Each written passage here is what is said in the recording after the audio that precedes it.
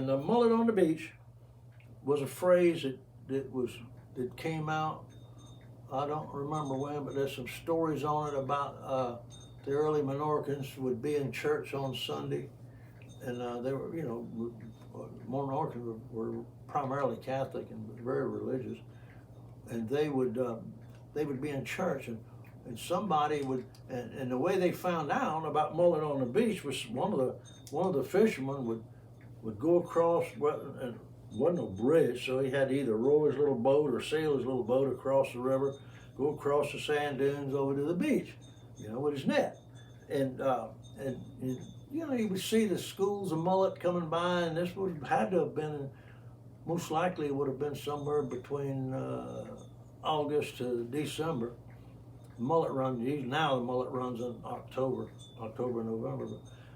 And you would have seen, and the schools of mullet to them was both the source of commerce, food, and commerce.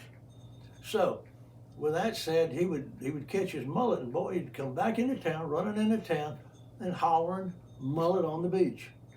Everything would stop. People, if it was a work day, they would grab the nets, and the ladies would grab up the sacks, and to the beach they would go.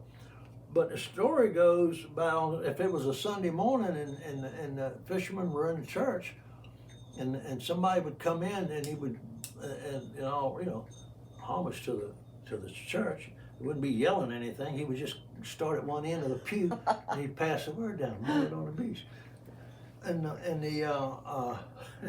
the fisherman, as the story goes, would just politely get up and leave. Oh, no. And the priest knew what was going on, I guess he was waiting on his share of them too. Hi, I'm Leslie with the St. Johns County Public Library System, and today I got to speak with Mike Usina, master cast net maker and Menorcan.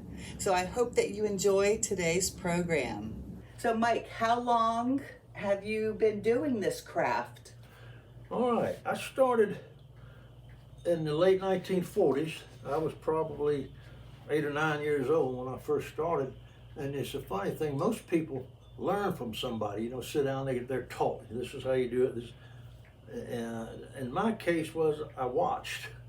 I would just sit and watch my father. He was sitting and knit away, and so I just started watching him and picked it up on my own, really. Not that he wouldn't have showed me anything or he answered questions. I remember that, but in fact, the very first net that I actually knitted was a little 4-foot Spanish net, and he had to rig it for me. But that's basically how I got started, and I just really started picking up stuff from my oldest brother at the time, and he and I really made a lot of nets and stuff together. But what is the difference between the nets? You mentioned a Spanish net. Okay. The early days, the early Menorcans would have fished with Spanish nets. In fact, I remember when they were still basically most of the old Menorcans were fishing with a Spanish net. A Spanish net. This is going to be an English net, as you can see what it's going to be. But if I was going to make a Spanish net out of this, when I got it to the length I wanted, I would physically knit another 3 or 4 feet on it, and it gets tucked underneath and hooked together with braille lines to form a bag. I do remember when I caught my first mullet, and boy was I excited. I remember going up on the beach and the mullet was flopping around in that bag, and I reached down there and I picked the bottom of the bag up and tipped it up like this, thinking he's going to fall right out. Forget it, he just slid down that bag, and that's what happens with them, hard to get out. Eventually you had to just hem him up where he could get, where he couldn't go anywhere to get him out. I said, that's not for me. So that was the end of my Spanish net. So you primarily do the English nets now? Oh yeah, that's all I turned down. I have turned down, I can't tell you, they call them bag nets now. The guys over on the west coast, Apalachicola Bay and over that way, Pensacola, they fish with bag nets, and they have a reason for it, because they have to wade out. They wade out. It's real shallow water in Apalachicola Bay, and they may be in water up to their waist and be 200 feet from shore. So if they had an English net, which you have to when you pull it in, you catch that horn, raise it up, and everything falls out. Well, they can't do that out there. You know, it's too much trouble. I mean, if they only caught 1 or 2 fish and walked 200 feet to shore to get the fish out, it's just not practical. So they fish with Spanish nets. They have a small bag on them. They put a bag around their shoulder, and what they do is when they catch a fish or two. Now, if they catch a net full, they're going to go to shore with it. But what they do is they'll reach their hand in that bag and catch that fish and put him in the sack. And when the sack gets full, they go to shore and dump it out. Our Menorcan ancestors, when they settled in St. Augustine in 1777, they were, to me, they were like a bird out of a cage. That they were free to more or less do what they wanted, but their first priority was to feed herself and their family. So, you know, they made nets, and guess what? You didn't have a Memphis net and twine or a Johnson nets or someplace where you could order twine, you know, anywhere. You couldn't. They had to wait on a ship to come in to bring their supplies to them. But what was available to our Menorcans in that period would have been linen. Linen would have been then wasn't been too awful long about that. I guess it was cotton. You know, cotton's been around a long, long time. We know that. And linen, of course, but they would have made their early nets out of linen. Those nets would have been heavy. That they were. I can remember our early Menorcans. They made nets heavier than what I make them. I've really toned down the amount of webbing that goes in a net by reducing the number of widenings. Widenings is what makes a net. I've completed this row, and this was a widening row. If you can see these, hear me talking about widenings. These are widenings, as you can see.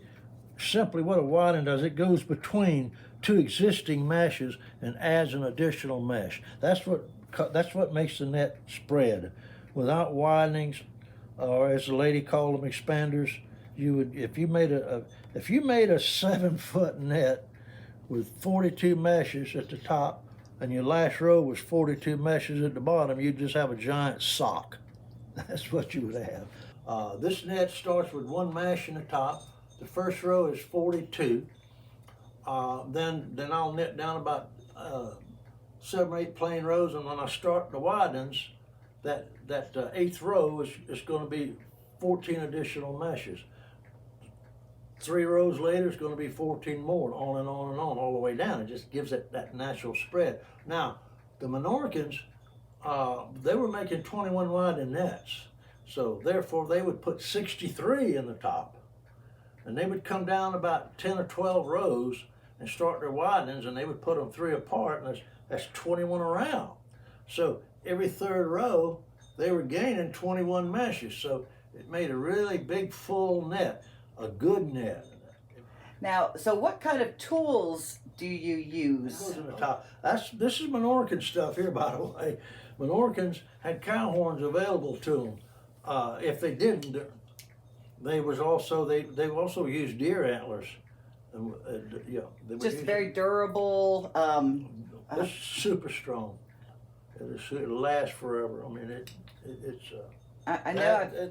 That's a real cow horn, by the way. I cut that out. I cut my groove in it. I drilled the holes in it, 2 holes to hang the net up with, and then these will hold this net onto this thing good and tight. Then your hand line goes through here and a knot underneath it. Now your gauges determine what type of net you're going to make, and so that's a 5/8 mesh board. That's what I'm using on that shrimp net. Now, mullet net, you use a bigger needle, of course, on a bigger mesh board. That's just, I like to keep just under 1 inch. I like to stay just under 1 inch. Of course, you got to use a hardwood. I love ebony. It's a really good hardwood, hard to find, expensive, but it's worth every penny of it. Now this, believe this or not, that needle I know has got to be 100 years old. It's over 100 years old. That was my father's needle. Oh. That's the only thing I've got left that he was making nests with. I don't have his mesh board, although this could be it. I don't know where I got this from. So his hands touch that too. This. Yes. Oh yeah. Yes. He made nests. He made a lot of nests with this. He didn't sell nests.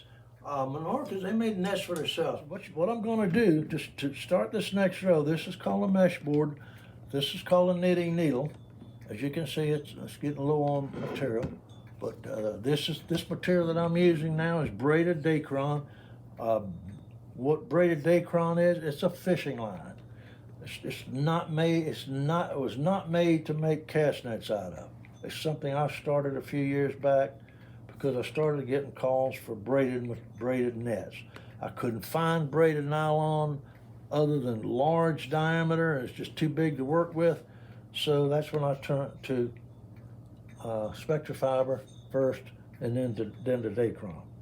I found the dacron to be the knots stay so pretty and tight. You can't see them how pretty and tight they stay. I could see. They stay nice and tight. Where nylon has a tendency to loosen when you put it. Now, once you complete it with the lead line on and hang it up, then once they tighten, they'll stay tight. But in the process of working on it, they have a tendency to loosen on you a little bit. You can see it. In other words, you can see the knot coming loose. You won't see that with this. Okay, so what I'm going to do is what I'm going to do. This is again. This is a needle line. This is a tail. I'm going to run this gauge right up against that tail. I'm going to run it right up against that. Two different knots. One of them, us old Menorcans simply call it the old knot and the new knot.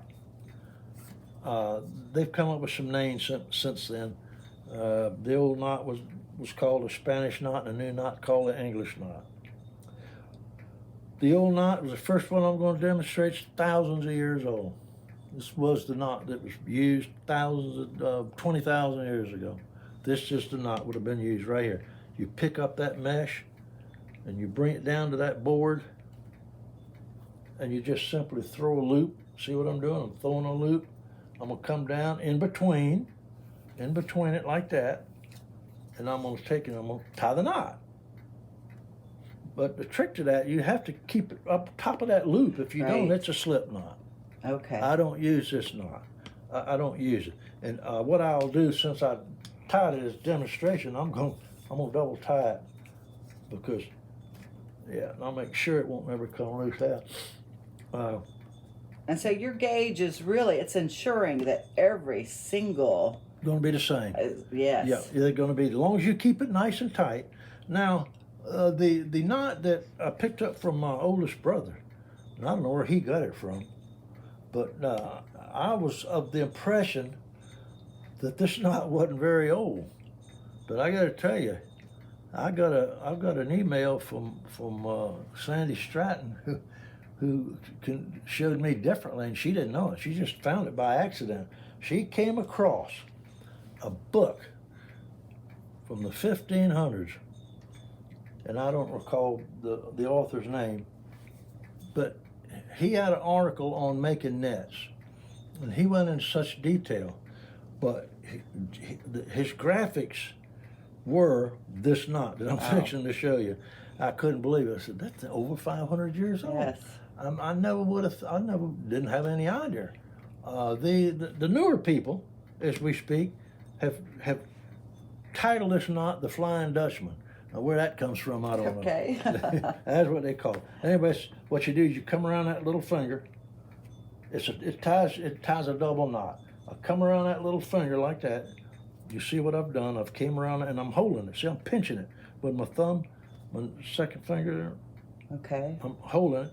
I'm gonna come back after I throw this loop. I'm gonna make that circle just like I did for the first knot.